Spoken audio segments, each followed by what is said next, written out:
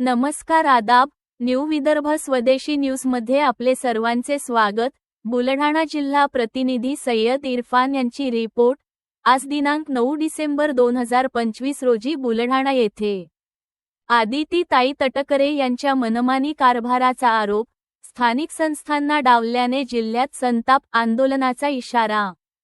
बुलढाणात महिला व बालविकास विभागाच्या विविध योजनांसाठी मान्यता देताना मंत्री आदिती ताई तटकरे यांनी स्थानिक सेवाभावी संस्थांना डावलून बाहेरील जिल्ह्यांतील संस्थांना प्राधान्य दिल्याचे गंभीर आरोप स्थानिक संस्थांनी केले आहेत.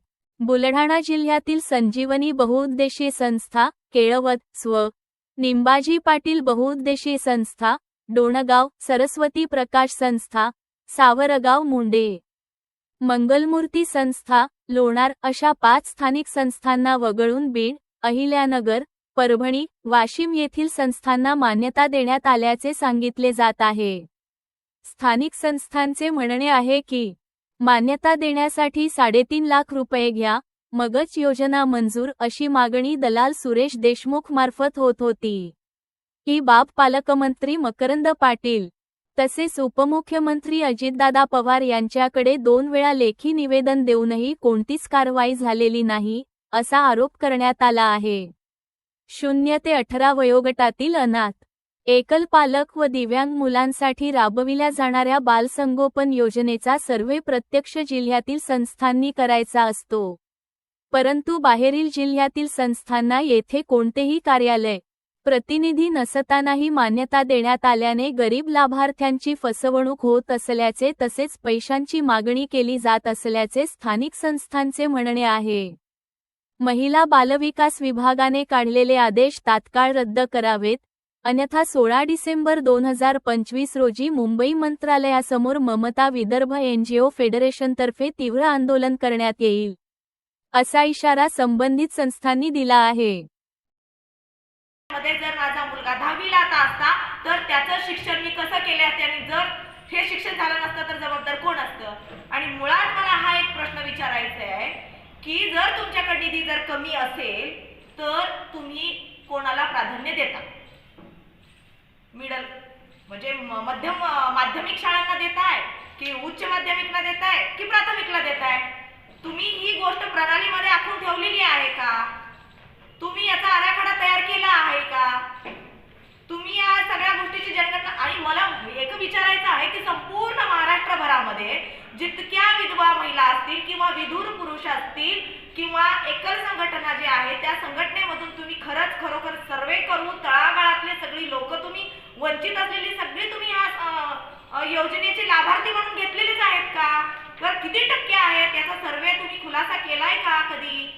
जर केला असेल तर मग ती टक्केवारी किती आहे संपूर्ण महाराष्ट्रभरामध्ये की ह्या योजनेचे लाभार्थी इतके आहेत? आपली मागणी काय?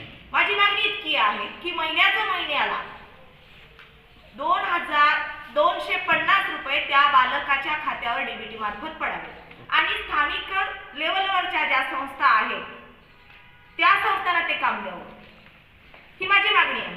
बाल संगोपन योजनेचा भ्रष्टाचार झालेला आहे. मंत्री आदितीताई तटकरे यांनी मोठ्या प्रमाणात भ्रष्टाचार केलेला आहे. क्रांतिज्योती बाल संगोपन योजना राबविण्यासाठी सेवाभावी संस्थेकडून प्रस्ताव मागविण्यात आले होते. त्या अनुषंगाने प्रस्ताव जिल्हा स्तरावरून आयुक्त लेवलवरून मंत्रालयामध्ये पोहोचले.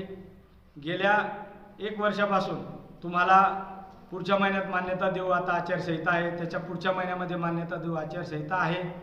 स्थानिक आमदार, खासदार, मंत्री, पालकमंत्री यांच्या पत्रांना सुद्धा वाव न देता फक्त त्यांनी पैशाचाच भाव दिला आहे आणि ज्यांनी त्यांना 3.5 लाख रुपये दिलेले आहे अशा संस्थांना त्यांनी मान्यता दिलेली आहे.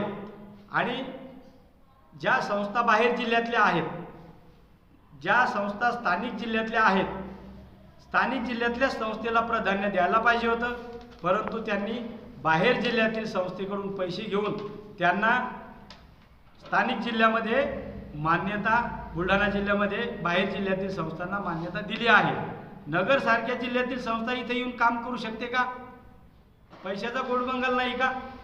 आणि इथे जर संस्था नसेल, पण इथे ऑलरेडी संस्था आहेत ना, 6 संस्था आहेत स्थानिक जिल्ह्यातल्या, ज्या संस्थेला 15-15 वर्ष झालेत, ज्या संस्थेचे शासनाच्या 5 ते 6 डिपार्टमेंट सोबत कार्य आहे, ज्या संस्थेला शासनाने पुरस्कार देऊन सन्मानित केलं, अशा संस्थेला तुम्ही मान्यता देत नाही आणि बाहेर जिल्ह्यातल्या संस्थेला तुम्ही मान्यता देता. आपली मागणी काय आहे? तुम्हाला कोणी पैसे मागितले होते का?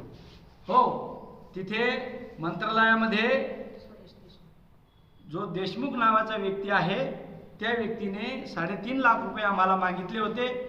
तुम्हाला जर मान्यता लागत असेल तर तुम्हाला 3.5 लाख रुपये द्यावे लागतील. हा व्यक्ती कोण आहे? हा देशमुख नावाचा व्यक्ती आहे. त्याची रिसर मी तक्रार पण केलेली आहे. त्याचा नाव नंबर सुद्धा माझ्याकडे कोण आहे. आहे तो? कोणाचा माणूस आहे? तो त्यांच्या मतदारसंघातला माणूस आहे. कोणाच्या? आदित्यताई तटकरेच्या मतदारसंघातला तो व्यक्ती आहे. मंत्रालयाच्या बाहेर तो व्यक्ती राहतो आणि मंगळवारीच तो भेटतो. आपली मागणी काय आहे? आपली मागणी आहे की जी स्थानिक संस्था आहेत, एक संजीवनी बहुउद्देशीय संस्था आणि स्वर्गीय निंबाजी पाटील बहुउद्देशीय संस्था, या स्थानिक संस्था गेल्या 15 वर्षापासून कार्यरत आहे. या संस्थेला क्रांतिज्योती बाल संगोपन योजनेची मान्यता द्यावी. जर मान्यता दिली नाही तर आम्ही निवेदनात दिलेलं आहे की आम्ही मंत्रालयासमोर दिनांक 16/12/2025 ला आंदोलन करणार आहोत NGO फेडरेशनच्या वतीने.